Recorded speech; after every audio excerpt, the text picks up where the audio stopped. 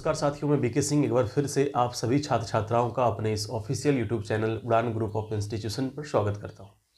जैसा कि आपको ज्ञात है कि पिछले 3 दिनों से हम लोग कक्षा 12 का एक चैप्टर पढ़ रहे हैं गणित में, जिसका नाम है सारणिक, डिटर्मिनेंट्स। तो डिटर्मिनेंट्स में मैंने आपको इससे पहले 3 क्लास में दे चुका हूँ, जिसमें कि हमने डिटर्मिनेंट्स जो सारणिक है उसका डेफिनेशन को हमने समझा था। उस पर आधारित जो अगला एक्सरसाइज था 4.1 उसको हमने सॉल्व किया। कुछ क्वेश्चंस रह गए थे, 1-2 क्वेश्चंस उसमें थे जो मैंने आपको बनाने को दिया था। अगर आपसे वो ना बना होता तो शायद आप कमेंट किए होते, पर ऐसा कोई कमेंट हमें दिखाई नहीं दिया। और कुछ लोगों का एक ये इशू है कि बोर्ड पर लिखा हुआ जो चीज़ें हैं वो कम दिखता है या तो नहीं दिखता है, जो भी हो।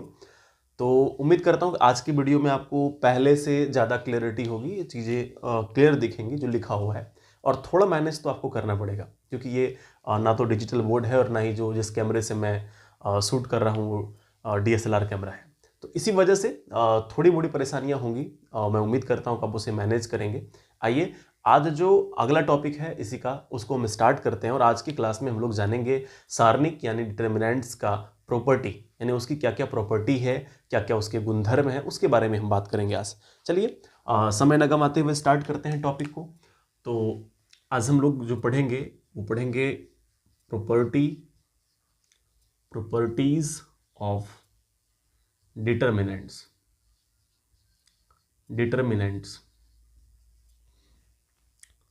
सारणिक के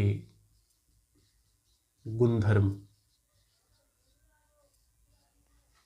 प्रत्येक दिन की तरह आज भी आपसे मेरा आग्रह होगा कि आप कॉपी कलम पास में रखें और जो भी टॉपिक मैं लिख रहा हूं उसको आप नोट करते चले जाएं, है ना। ये कोई पीपीटी वगैरह नहीं है, एक्चुअल प्रॉपर्टी मैं आपको बोर्ड पर लिख करके पढ़ा रहा हूँ।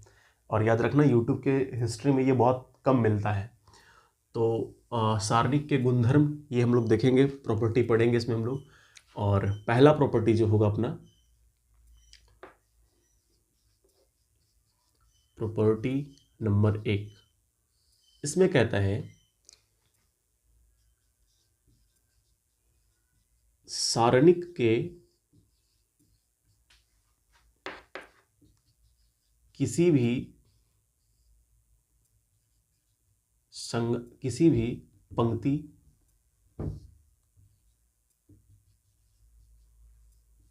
या स्तंभों को उसके किसी भी पंक्ति को उसके संगत किसी भी पंक्ति को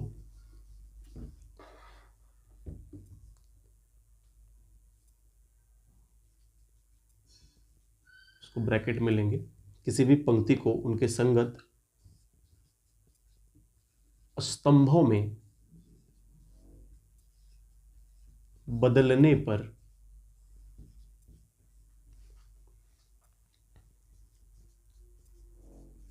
सारणिक का मान अपरिवर्तित रहता है। अपरिवर्तित रहता है। कहने का अर्थ क्या है, इसको समझेंगे कि अगर कोई डिटर्मिनेंट को डेल्टा से भी सूचित करते हैं, ध्यान रखिएगा। कोई डिटर्मिनेंट्स जैसे मैं यहां पर लेता हूं A1 A2 A3,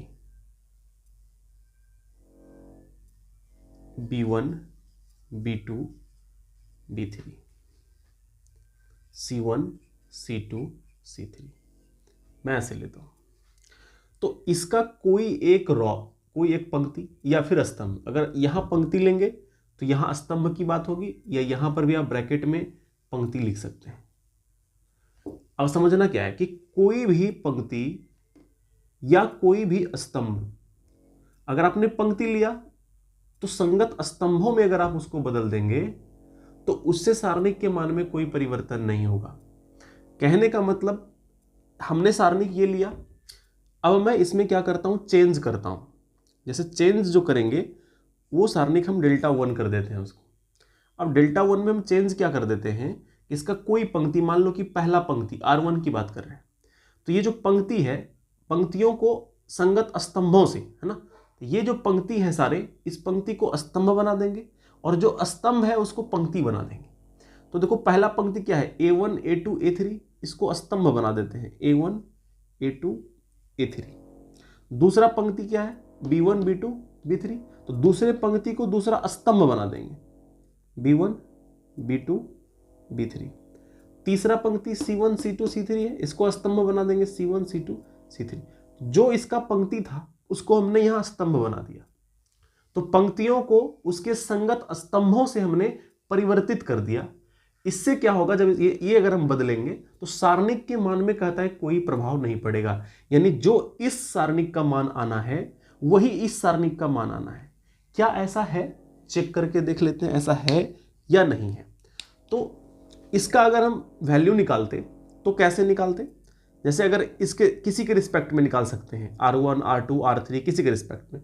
मान लो हमने यहाँ R1 के रिस्पेक्ट में निकाला, तो इसका चिन्ह क्या होगा, प्लस होगा पहला वाला का, फिर इसका माइनस, फिर इसका प्लस। तो 3/3 का जो सारणिक है उसका मान निकालने के लिए आपको आता ही है। तो आप यहाँ A1 ले लो, A1।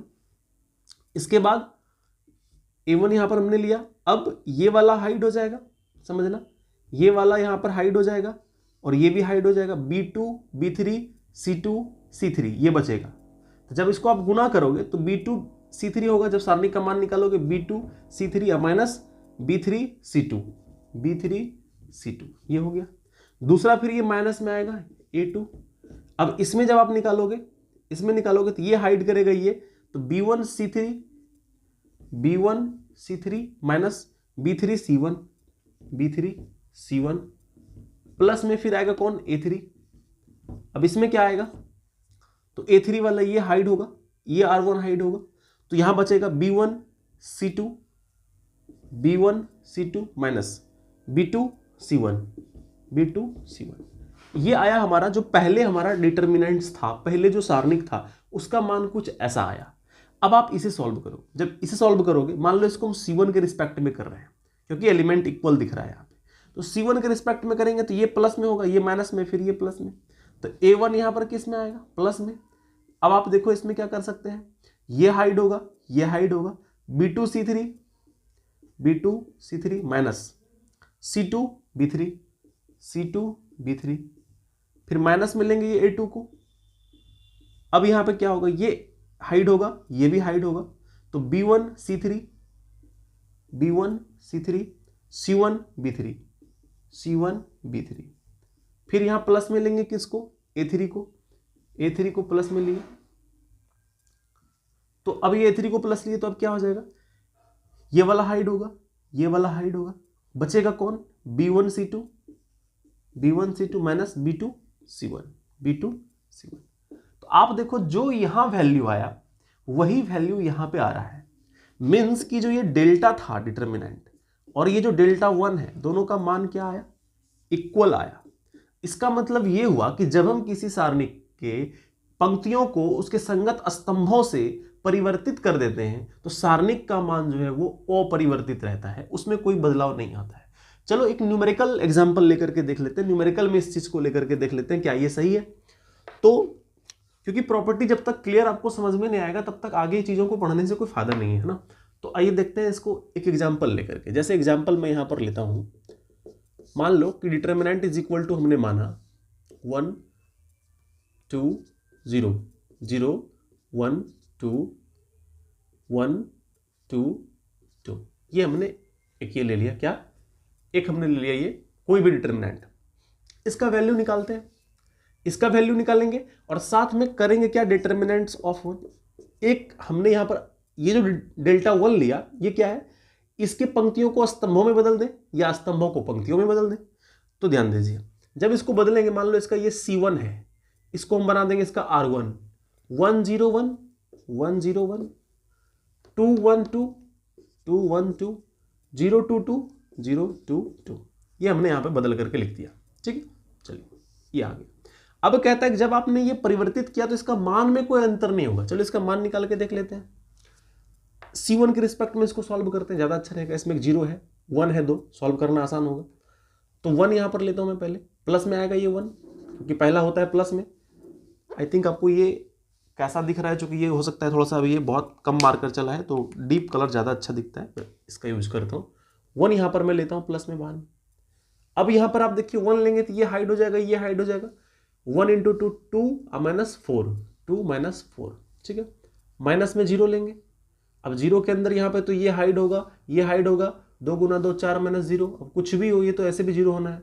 प्लस में ये 1 लेंगे, 1 लेंगे तो ये हाइड होगा, ये हाइड होगा, ठीक है। ये दोनों हाइड होगा तो बचेगा कौन, 2 2 जब 4 माइनस 0, 4 माइनस 0। इसका वैल्यू देखेंगे तो 2 में 4 माइनस होगा, माइनस 2 इंटू 1 माइनस 2। ये कहानी खत्म हो जाएगा इसका। 4 गुना 1 हो जाएगा प्लस में 4, 4 में 2 घटेगा 2, यानी डिटर्मिनेंट्स का वैल्यू यहाँ पे 2 आता है। तो अब जब इसको इसका जब पंक्ति और स्तंभ को आपस में बदल दिए तो इसका मान क्या आता है, इस चीज को देखना पड़ेगा। तो यहाँ पे देखते हैं, इसमें 2 बार 1 है, यहाँ 0 है, तो R1 के रिस्पेक्ट में कर देते हैं। तो प्लस में 1 लेते हैं, ये हाइड होगा, ये भी हाइड होगा। 2 गुना 1 2 माइनस 4, ठीक है। फिर यहाँ माइनस में 0, अब ये हाइड हो जाएगा, ये हाइड हो जाएगा। 2 गुना 2 4 माइनस 0, अब ये कुछ भी आए इसका वैल्यू तो कुछ आना नहीं है। प्लस में 1 को लेते हैं, अब जब इसको करोगे आप यहाँ से, ये हाइड होगा, ये हाइड होगा। 4 माइनस 0, 4 माइनस 0। अब आप देखोगे तो 2 माइनस 4 माइनस 2, ये 0 हो जाएगा। प्लस में यहाँ पे 4 आएगा, 4 में 2 घटेगा, ये 2 आएगा। तो आप देख रहे हो इसका वैल्यू कितना आया, 2 आया। इसका वैल्यू कितना आया, 2। इसका अर्थ ये हुआ कि अगर हम इसके पंक्ति को स्तंभ में बदल दें तो इससे कोई परिवर्तन फिलहाल इसमें नहीं होने जा रहा है। तो अभी हमने एक प्रॉपर्टी आपको बताई है। अगर इस प्रॉपर्टी में किसी भी प्रकार का अभी भी कोई तकलीफ रहता है तो आप ना एक बार इसे दोबारा फिर से देखो। बहुत ज्यादा परेशानी इस प्रॉपर्टी में नहीं होना चाहिए मेरे ख्याल से। चलते हैं अगली प्रॉपर्टी की ओर हम लोग, है ना। ये आप इसका स्क्रीनशॉट आप ले लेंगे या बैक करके आप फिर से देख करके इसको लिखेंगे। आइए देखते हैं दूसरा प्रॉपर्टी क्या कहता है। तो दूसरा प्रॉपर्टी इसका कह रहा है कि किसी सारणिक का मान 0 होता है यदि इसका कोई 2 पंक्ति या स्तंभ समान हो। अर्थात ये क्या कहना चाह रहा है, समझिएगा। जैसे डिटर्मिनेंट इज इक्वल टू, मैं कह रहा हूं कि अगर यहां पर आप डिटर्मिनेंट मानते हो A1 A2 A3, B1 B2 B3, ये B2 है, C1 C2 C3, ऐसे। यहां पर कहता है कोई 2 बराबर होना चाहिए। ये जो C1 C2 C3 हमने लिखा, अगर ये C1 C2 C3 की जगह, ध्यान से समझिएगा, अगर यहां भी होता A1 A2 A3, तो आपको यहां पर दिख रहा है, यहां पर क्लियर दिख रहा होगा कि ये जो C1 है और ये जो C3 है, यहां पे आपको दिखता होगा कि यहां पे C1 और C3 ये दोनों क्या है, बराबर है।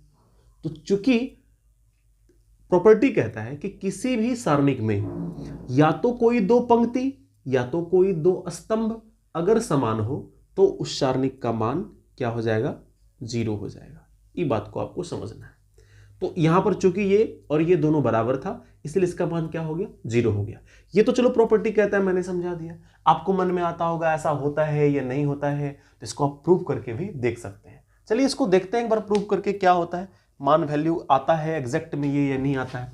चलिए इसको एक बार सॉल्व करके देख लेते हैं। चलिए इसको सॉल्व करते हैं। सॉल्व करेंगे तो देखिए क्या कैसे होगा। यहाँ पर आप देख पा रहे होंगे किसी, जैसे R1 के रिस्पेक्ट में कर देता हूँ, C1 के रिस्पेक्ट में आप कर सकते हैं, जैसी आपकी इच्छा। जैसे कि अगर मैं मान लो कि मैं R1 के रिस्पेक्ट में ही कर देता हूँ, यहाँ पे R1 के रिस्पेक्ट में, तो क्या हो जाएगा, ये A1, ये तो प्लस में आएगा, A1 प्लस में आएगा, और ये हाइड होगा, ये हाइड आएगा, क्या होगा, B2 A3 minus A2 B3, ठीक है। ये ले लिए प्लस में, अब ये माइनस में आएगा B1, अब ये हाइड हो जाएगा पूरा, ये हाइड हो जाएगा। तो A2 A3 minus A2 A3 हो गया। फिर आगे चलते हैं, प्लस में लेंगे किसको, A1 को, A1 लिए, ये हाइड होगा, ये हाइड होगा। A1 B3 minus B2 A3, ये हो गया। अब आप यहां पे देखेंगे A1 A3 A2 A3, ये तो इक्वल है नहीं, A2 A3 ये तो इक्वल है बिल्कुल। तो इसमें ये घटेगा, 0 हो जाएगा, यानी बीच वाला टर्म को तो सॉल्व करने का जरूरत ही नहीं है, ये तो 0 हो गया ऐसे ही। अब B2 A3 ये सब अलग अलग है, इसको सॉल्व करते हैं। देखिए तो A1 B2 A3 इसको इसमें गुना किए माइनस A1 A2 B3 इसको इसमें गुना कर दिए। अब यहां चलिए plus A1 B3 minus A1 B2 A3 A1 B2 A3 plus में है और ये माइनस में है। यहां पर ये दोनों भी इक्वल आएगा। A1 A2 यहां देखिए इससे जब इसमें गुना हुआ है तो A1 B2 A3 A1 A2 B3 ठीक है। अब यहां से करेंगे गुना तो ये वाला हिस्सा जो है A1 अच्छा ये प्लस में तीसरा वाला A1 लिए हुए हैं, ये हाइड करेगा A2 B3 यहाँ पे A2 होगा, ये बाय मिस्टेक है A2 B3 होगा। तो जब इसको करेंगे तो ये A2 B3 हो जाएगा A1 A2 B3 ऐसे होगा। तो A1 A2 B3 ये भी है, A1 A2 B3 ये भी है। कैलकुलेशन थोड़ा सा मिस्टेक हो सकता है, आप ध्यान से करेंगे तो ये दोनों भी कट जाएगा। कुल मिला के इसका वैल्यू कितना आ रहा है 0 आ रहा है। तो ये आप सॉल्व करके भी देखोगे तो 0 आएगा, ये प्रूफ हो रहा है। और अगर आप डायरेक्टली जब सवाल को हम लोग बनाएंगे तो सवाल बनाने के टाइम में हम लोग पूरा चीज को सॉल्व नहीं करेंगे, वहां पर हमें ये प्रॉपर्टी ध्यान में होना चाहिए कि कोई डिटर्मिनेंट का अगर 2 स्तंभ दिख रहा है बराबर है या कोई 2 पंक्ति भी बराबर दिख जाता तो इस सारणिक का मान क्या होता, 0 होता। ये हमें ध्यान में होना चाहिए। चलिए देखते हैं इसका अगला प्रॉपर्टी नंबर 3 है ना। अब प्रॉपर्टी नंबर 3 को देखते हैं क्या है ना। चलिए देखते हैं हम इसका अगला प्रॉपर्टी नंबर 3। तो तीसरा प्रॉपर्टी कहता है सारणी के किसी पंक्ति या स्तंभ में कोई गुणनखंड उभयनिष्ठ हो तो उसे बाहर ले सकते हैं। जैसे अगर इसको हम देखें, जैसे डिटर्मिनेंट इज इक्वल टू यहां पर लेते हैं A1 A2 A3 B1 B2 B3 C1 C2 C3 ये कोई सारणी है। अगर आपको इसमें दिख रहा है कि किसी राशि से तीनों में मल्टीप्लिकेशन हुआ है, उभयनिष्ठ है कोई गुणनखंड, जैसे कि मान लो कोई पंक्ति या कोई स्तंभ, जैसे अगर इस पंक्ति में k है, यहाँ भी k से गुना है, यहाँ भी k से, कुछ कॉमन है, तो इसको आप बाहर निकाल सकते हैं। किसी एक पंक्ति या किसी एक स्तंभ में अगर रहेगा तो इसको आप बाहर निकाल सकते हैं। जैसे क्या हो सकता है, यहाँ पर k बाहर आ जाएगा और बाकी जो आपका था ये A1 A2 A3 B1 B2 B3 C1 C2 C3 ये चीज आ जाएगा। इस प्रकार से आप किसी एक पंक्ति या स्तंभ में अगर कोई भी उभयनिष्ठ गुणनखंड है तो उसको आप बाहर निकाल सकते हैं। सेम पैटर्न होगा अगर कोई एक अचर पद से अगर हमको गुना करना होगा अचर से, तो किसी एक पंक्ति या किसी एक स्तंभ में ही हम उसको गुना करेंगे, सभी में नहीं करेंगे। यही अंतर होता है आव्यूह और सारणिक में। इसको मैं थोड़ा क्लियर करके आपको समझाता हूं, कोशिश कीजिएगा, समझ में आएगा बहुत अच्छे से। जैसे कि मान लो न्यूमेरिकली समझते हैं इसको कि अगर यहाँ पे 2 4 5 3 8 9 4 7 5 कुछ भी है, अगर इसको हमको 2 से गुना करना है, मान लो कि ये है, ये a बराबर एक क्या दिया हुआ है, एक बार इसको हम सारणिक समझ लेते हैं, एक बार इसी को हम आव्यूह समझ लेंगे। अगर ये सारणिक है, हमको a बराबर इतना दिया है, हमको 2 डिटर्मिनेंट ऑफ a निकालना है, जबकि डिटर्मिनेंट ऑफ a बराबर ये दिया है, यानी ये सारणिक में दिया है, हमको इस सारणिक में क्या करना है, 2 से गुना करना है। जब आप 2 से गुना करोगे इसमें 2 3 4 4 8 7 5 9 5 इसको गुना करेंगे 2 से, तो ये 2 से अगर ये आव्यूह होता ना तो सब में जाकर के गुना हो जाता 2 से। लेकिन अब ये चूंकि सारणिक है तो सारणिक में जब भी गुना करेंगे तो या तो आप इस पंक्ति में कर लो, इसमें कर लो, इसमें कर लो, या तो इस स्तंभ में कर लो, इसमें कर लो, इसमें कर लो, किसी एक ही में होगा। अगर हम फर्स्ट वाले में करेंगे तो 2 2 जा 4 2 3 जा 6 2 4 जा 8, अब ये सब किसी में नहीं होगा, 4 8 7 5 9 5 ये जैसा है वैसा ही रहेगा। अब ये हमने क्या बताया, किसी एक अचर पद से अगर हम किसी सारणिक में गुना करेंगे तो वो या तो किसी पंक्ति में होगा या तो किसी एक स्तंभ में होगा, सब में नहीं होगा, ठीक है। लेकिन अगर यही होता क्या आव्यूह, तो आव्यूह होता तो हम 2 से गुना जब करते ना तो सब में करते, 4 3 से करते 6 4 से करते। अगर ये आव्यूह होता तो क्या करते, इसमें फिर 2 4 हो जाता, फिर ये 6 हो जाएगा, फिर ये 8 हो जाएगा, 2 गुना 4 करेंगे 8 होगा, 16 होगा, 14 होगा, 10 होगा, 18 होगा, 10 होगा, ऐसे ये सब में गुना हो जाता है। लेकिन सारणिक में ये गलत हो जाएगा, फिर सारणिक में किसी एक में ही गुना करेंगे जो हमने यहाँ पर किया है। और अगर इस तरह का सारणिक होता तो आपको दिख रहा है कि यहाँ जो एक पहला जो पंक्ति है इसमें दो दो तीनों में कॉमन है, इस तीनों से दो कॉमन आ सकता है। तो क्या करेंगे, इस एक पंक्ति में अगर कहीं दिख रहा है कॉमन तो इसको हम बाहर निकाल लेंगे एक पंक्ति से, फिर यहाँ पर क्या हो जाएगा, वही बच जाएगा जो पहले था। ठीक है, जो पहले था वही बच जाएगा, यहाँ पे कॉमन आ जाएगा। ठीक है, बात को समझिए। अब आपको लग रहा होगा अगर दो पंक्ति में कॉमन आया तो दोनों से अलग अलग लेना पड़ेगा। मान लो कि यहाँ पर हमने एक ये डिटरमिनेंट ए बराबर हमने यहाँ पर लिखा, ध्यान समझना। अगर यहाँ पर है 10 8 6 4 6 3 5 9 11, समझना। अब हमें यहां पर ये दिख रहा है ना कि R1 से भी कॉमन आ रहा है 2, C1 से भी कॉमन आ रहा है 2, आ रहा है ना। तो 1 2 तो कॉमन आएगा यहाँ पे किससे, R1 से, और 1 2 कॉमन आएगा किससे, C1 से, है ना, दोनों बाहर आएगा। फिर यहाँ पे हम कहेंगे 5 4 3 2 3 3 5 9 11 ऐसे करके। अब ये 2 गुना 2 बाहर कितना आ गया, 4 आ जाएगा बाहर। तो कहने का मतलब एक पंक्ति से कॉमन आएगा तो एक बार बाहर आएगा, 2 से 3 से आएगा तो तीनों से करना पड़ेगा। ये डिफरेंस है सारणिक में और आव्यूह में, है ना। तो तीसरा प्रॉपर्टी जो इसका है, वो तीसरा प्रॉपर्टी क्या कह रहा है कि सारणिक के किसी भी पंक्ति या स्तंभ में कोई गुणनखंड अगर उभयनिष्ठ हो तो उसे बाहर ले सकते हैं, मतलब उसको बाहर निकाल सकते हैं किसी एक पंक्ति या एक स्तंभ से। साथ ही अगर गुना करना होगा तो उसको गुना भी कर सकते हैं। ठीक है, चलिए, तो ये हमें उम्मीद करता हूं इस चीज को जो है आप इस प्रॉपर्टी को आप बढ़िया से समझ गए होंगे। अगर इसमें किसी प्रकार का डाउट रहता है किसी भी प्रॉपर्टी में तो आपको सिर्फ कमेंट बॉक्स में जाके इतना ही लिखना है कि सर प्रॉपर्टी नंबर 2 समझ में नहीं आया, प्रॉपर्टी नंबर 1 समझ में नहीं आया, जो भी नहीं आया समझ में वो आप हमें बताओ, मैं जानूंगा तभी मैं उसको कुछ सॉल्यूशन आपको प्रोवाइड करा पाऊंगा, अन्यथा मैं भगवान नहीं हूं। चलिए अगली प्रॉपर्टी को हम लोग चलते हैं। अगला प्रॉपर्टी क्या है देखते हैं, अगली प्रॉपर्टी को। प्रॉपर्टी नंबर 4 क्या है, तो चौथा जो प्रॉपर्टी अपना है वो है यदि किसी सारणिक के किसी पंक्ति या स्तंभ का प्रत्येक अवयव 2 या 2 से अधिक राशियों या व्यंजकों का योग हो तो वह सारणिक उसी क्रम में 2 या 2 से अधिक सारणिकों के योग के बराबर होता है। समझते हैं इसको, ये क्या कहना चाह रहा है, ध्यान से समझिएगा। जैसे कोई डिटर्मिनेंट अगर हम यहां मान लेते हैं A1 A2 A3, B1 B2 B3, C1 C2 C3। अब मान लो कि A1 प्लस एक्स है यहाँ पे, B1 प्लस एक्स है यहाँ पे, ये यहाँ पे मान लो Y दे दे, Z दे दे, कुछ भी दे दे, B1 प्लस एक्स, यहाँ पे मान लो Y दे देता हूँ, प्लस यहाँ पे Z दे देता हूँ। तो आप यहाँ पर देख पा रहे होंगे कि जो ये R1 है ना, इसमें ये 2 अवयवों का योग है, A1 plus x, B1 plus Y, C1 plus Z। तो किसी एक पंक्ति में, तीनों पंक्ति में होना चाहिए, एक पंक्ति में तीनों अवयव में होना चाहिए, स्तंभ में भी होगा तो तीनों में होना चाहिए।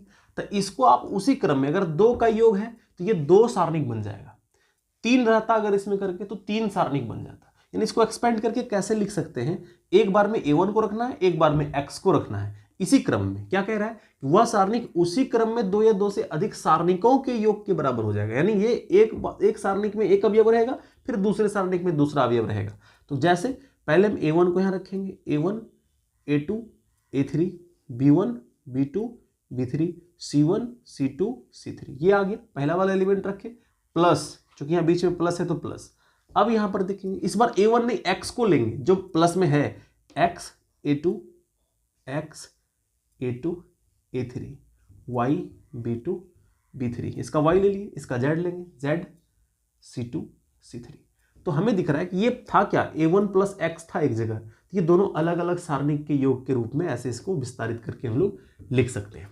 तो ये बहुत इजी है, कोई टफ नहीं है। अगर कोई भी पंक्ति या कोई भी स्तंभ अगर 2 राशियों या व्यंजकों के योग के बराबर है तो हम उस दोनों राशि या व्यंजक को अलग अलग सारणिकों में लिखेंगे और वो जो सारणिक था अपना वो अलग अलग लिखे गए दोनों सारणिक के योग के बराबर होगा। इसके मान में कोई परिवर्तन नहीं होगा, जो आप इसको सॉल्व करके लाओगे और जो इसको लाओगे दोनों एज इट इज इक्वल आएगा बिल्कुल भी। ठीक है, तो ये चौथा प्रॉपर्टी मेरे ख्याल से आपको क्लियर समझ में आ गया होगा।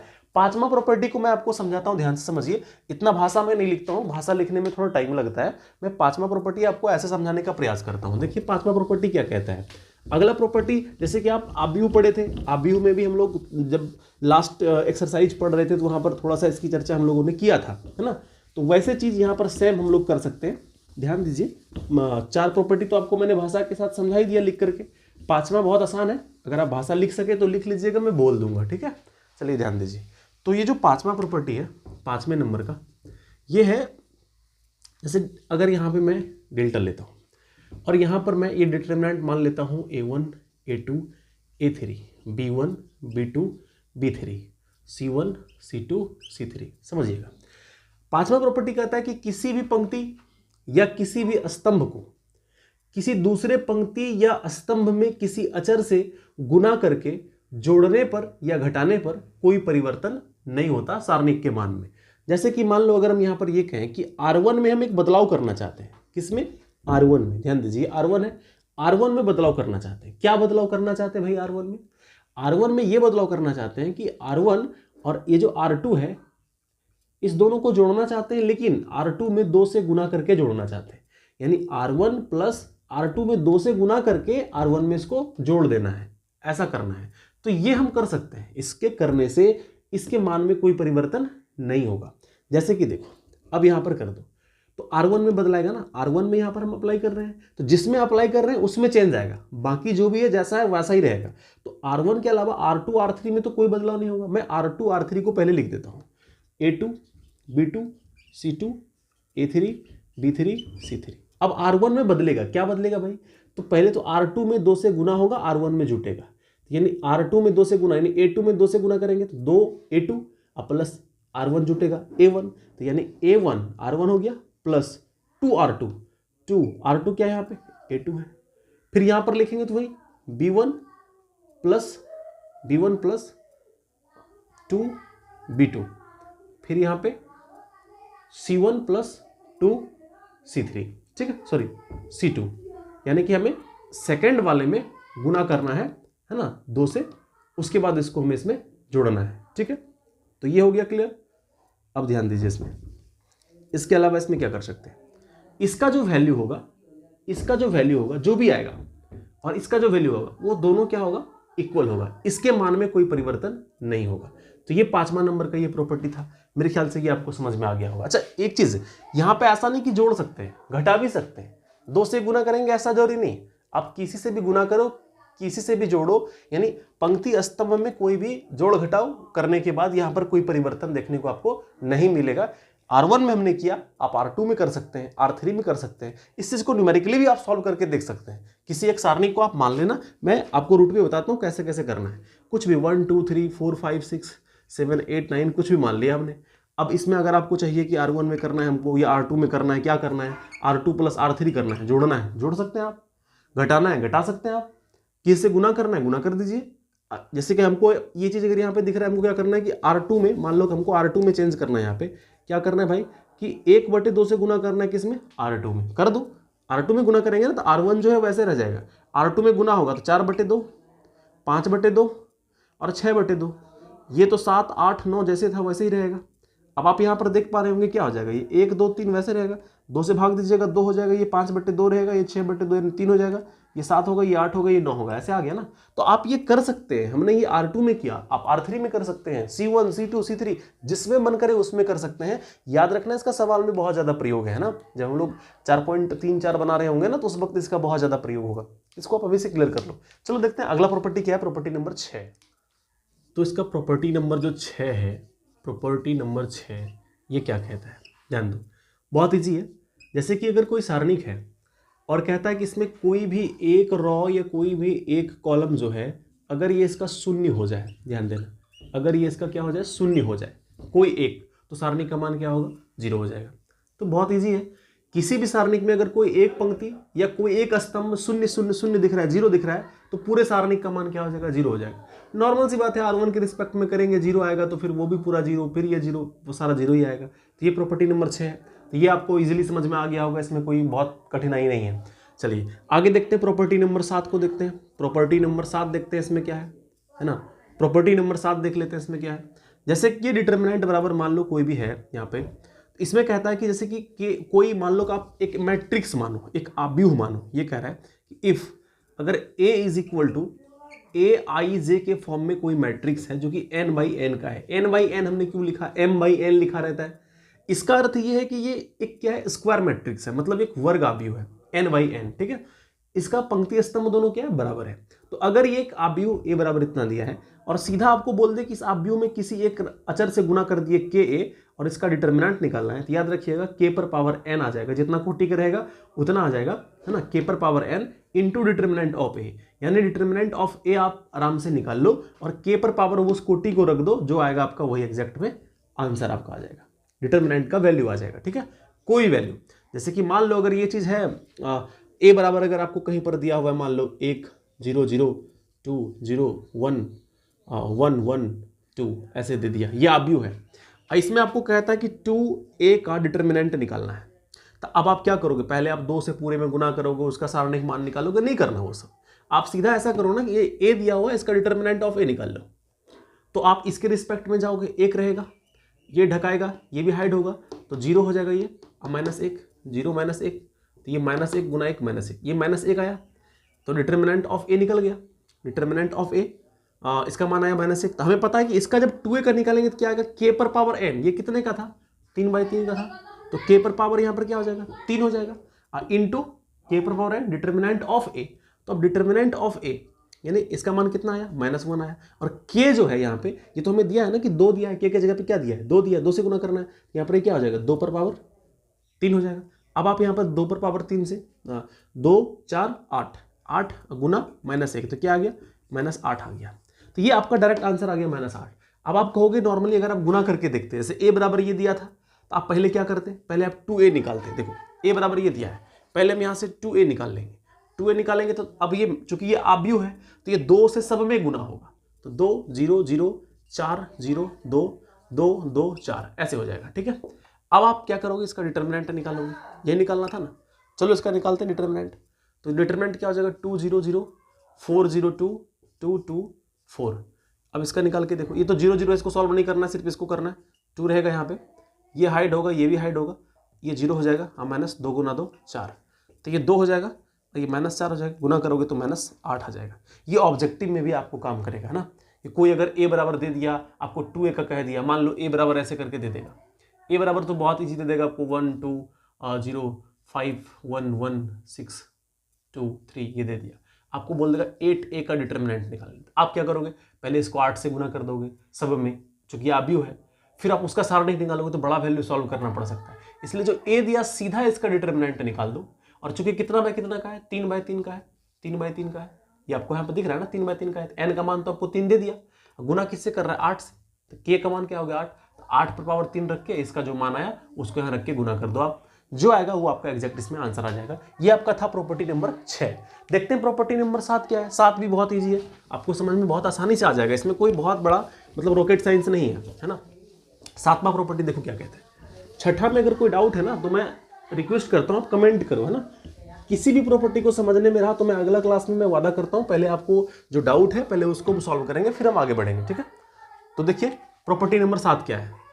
प्रॉपर्टी नंबर 7 है ना, 7 नंबर प्रॉपर्टी देखो क्या कह रहा है, समझते हैं इस चीज को थोड़ा सा, है ना। प्रॉपर्टी नंबर 7 को समझ लेते हैं। इसमें कह रहा है कि अगर आपका कोई भी ए, अगर एक मैट्रिक्स है, कोई दो मैट्रिक्स ए और बी, है ना, और ये इक्वल ऑर्डर ऑफ मैट्रिक्स है ना, इक्वल ऑर्डर है दोनों का। ए बराबर जो अगर आप ए आई जे अगर आपका है तो ये मान लो m बाई एन का है, तो m बाई एम का है तो ये भी m बाई एम का ही होना चाहिए, है ना, m बाई एम का ही होना चाहिए, m बाई एम का। तो दो कोई भी अगर आव्यूह है दोनों का कोटि जो है वो बराबर है, तो जब आप ए बी का निकालोगे यहाँ पे ए और बी दोनों को गुना करके इसका डिटर्मिनेंट निकालोगे और दोनों का अलग अलग डिटर्मिनेंट निकाल के इसको गुना करोगे तो इसका मान हमेशा क्या आएगा, बराबर आएगा। समझने वाली चीज़ है। क्या हमने कहा, फिर से समझाते हैं, ध्यान से समझना। ए और बी ये दो मैट्रिक्स है, दोनों का कोटि बराबर है। अगर ए मान लो 2/2 का है तो ये भी 2/2 का है, ये कंडीशन है। मैट्रिक्स अलग अलग है लेकिन ये कोटि दोनों का बराबर होना चाहिए, ठीक है। तो जब आप इस दोनों को गुना करोगे तो ए भी आएगा, इसका डिटर्मिनेंट निकाल दो, या फिर आप ए का अलग से डिटर्मिनेंट निकाल दो, बी का अलग से निकाल दो, ये दोनों को गुना कर दो, दोनों का मान ही जो आएगा क्या आएगा, इक्वल ही आएगा। तो ये प्रॉपर्टी नंबर 7 है ना। तो ये 7 गुणधर्म थे जो कि आपको सारणिक के संदर्भ में ये 7 गुणधर्म आपको पढ़ना पड़ता है। और अगर आप ये 7 गुणधर्म को आप सही तरीके से एक बार इसका स्टडी कर लेते हैं, एक बार एनालाइज कर लेते हैं इसको अच्छे से, तो जो अगला यूनिट आपके सामने 4.2 होगा उसके किसी भी सवाल को बनाने में कोई तकलीफ आपको नहीं होगी। मैं उम्मीद करता हूं मेरी पूरी कोशिश हुई है इस पूरे वीडियो को आपको समझाने में कि आप जो प्रॉपर्टी हमने पढ़ाया 7 का 7 प्रॉपर्टी आपको समझ में आए। फिर भी अगर किसी को कोई इसमें खेद रह गया हो, समझ में ना आता हो, कहीं पर कोई परेशानी हो, और खास करके एक आग्रह आप सभी से, आज के इस वीडियो में क्वालिटी कैसा था, जो लिखा गया वो आपको दिखता था या नहीं। विशेष क्वालिटी का मतलब चमकना चाहिए चेहरा, उसका मतलब नहीं है। आपको ये देखना है कि जो मैंने बोर्ड पर लिखा वो क्लियर आपको समझ में आया या नहीं आया। ये आप एक बार आप हमें कमेंट करके जरूर बताओगे कि आज की क्वालिटी जो लिखने की थी खास करके वो कैसी थी। और बाकी और कोई परेशानी हो तो आप कमेंट के द्वारा हमें रूबरू कराएंगे। बहुत ही जल्द मिलते हैं अगले हिस्से में, और उसमें हम लोग पढ़ेंगे एक्सरसाइज 4.2 की ओर चलेंगे हम लोग, है ना। अभी आप उम्मीद करते हैं इसको आप समझ गए होंगे। बहुत जल्द मिलेंगे अगले पार्ट में, तब तक के लिए जय हिंद, जय भारत।